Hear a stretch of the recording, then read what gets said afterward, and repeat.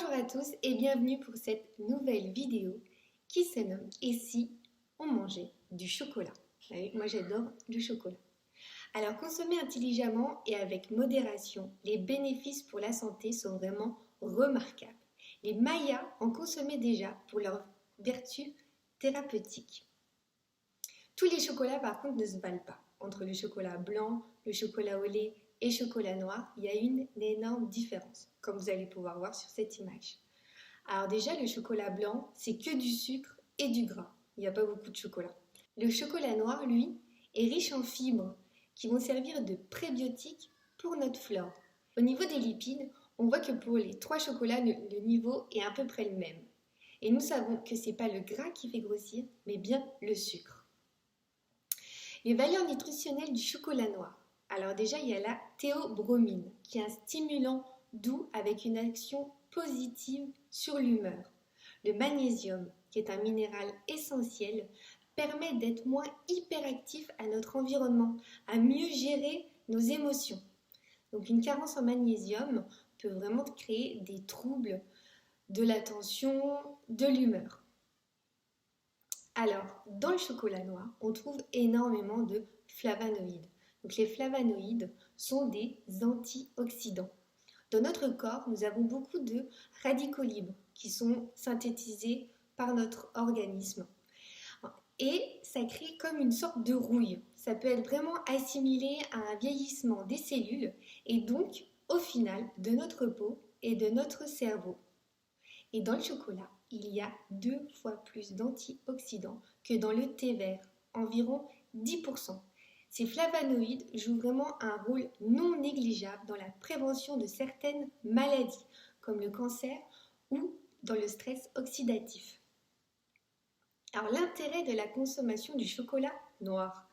Plusieurs recherches scientifiques publiées ont démontré l'intérêt du chocolat dans plusieurs troubles. Donc dans les maladies cardiaques, l'hypertension, le diabète, l'obésité, l'ostéoporose et le stress. La consommation du chocolat réduit le risque de lésions musculaires chez le sportif. Il y a vraiment un réel bénéfice.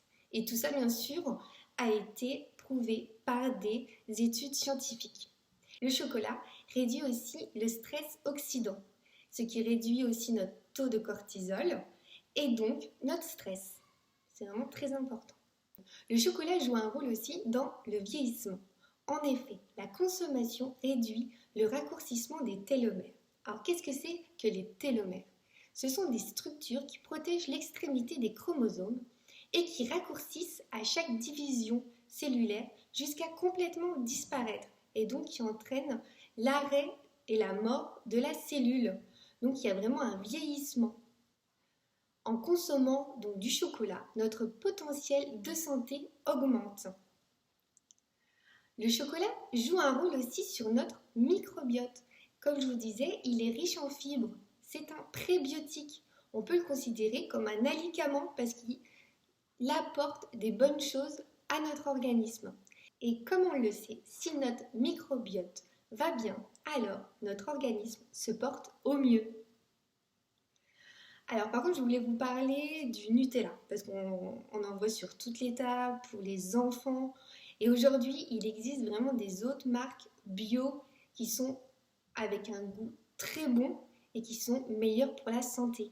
Parce que le Nutella, c'est que du gras, du sucre, et le sucre est vraiment un additif. C'est comme une drogue, donc une drogue pour les enfants, c'est vraiment pas l'idéal. En plus, il contient énormément d'huile de palme, et l'huile de palme contribue à l'extinction d'énormément d'espèces comme l'orang-outan. Donc c'est vrai que si on fait attention à sa santé, ce serait mieux en même temps de faire attention à la planète. Consommer du chocolat, ça fait vraiment du bien, on se sent bien, ça développe énormément de neurotransmetteurs du bonheur, des hormones qui nous font du bien. Ça remonte le moral et donc ce qui est important, c'est de le savourer. Il n'y a pas besoin d'en manger énormément.